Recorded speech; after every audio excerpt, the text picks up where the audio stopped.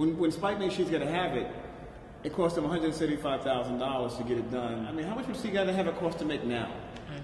You mean between the cameras, the editing equipment? So I mean, that's that change.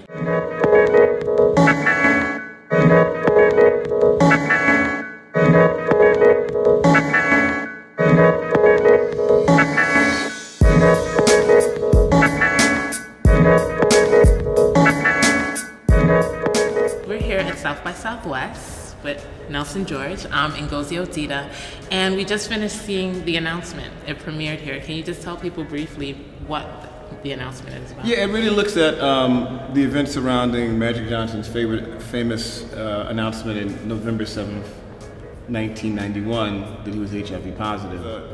For a certain generation, it was almost like the Kennedy assassination, because everyone thought, based on what was going on with HIV and AIDS at the time, that he was going to die. Why was it important for you to tell this story? My sister has had the virus herself since '93. Her husband, my brother-in-law, has the virus. So it's something that's been in the family. It's definitely something we want our young people to be prepared in preventing, and it's a preventable disease. Life happens so quickly, you forget time. Right. And you know, Magic Johnson was like, I've been living 20 years Yeah. with this disease, and it's like, wow, 20 years. So in one sense, it feels like a triumph, like, wow, it's been 20 years, look at him. But when you see the statistics, 33.4 million people Right. have HIV, 1 in 5. It's like, well, it doesn't feel so triumphant. Well, I mean, the infection rate in the U.S. for the last 10 years has been between 50 and 60,000 a year. It's a lot of people. These numbers can easily go down. So what's really the tragedy of HIV is that it's a disease that can be prevented, and you don't have to get it.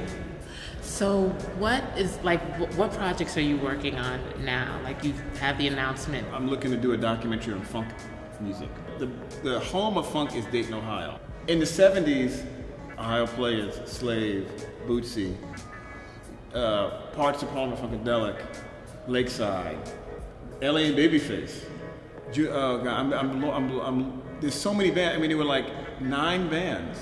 So it was a very freaky music with a freaky kind of thing, and I want to capture some of that. I feel like filmmakers want to have the opportunity to tell these unique stories, but you know, whether it's funding or what the market will Right. bear, you don't really get these opportunities to tell these kind of untold stories.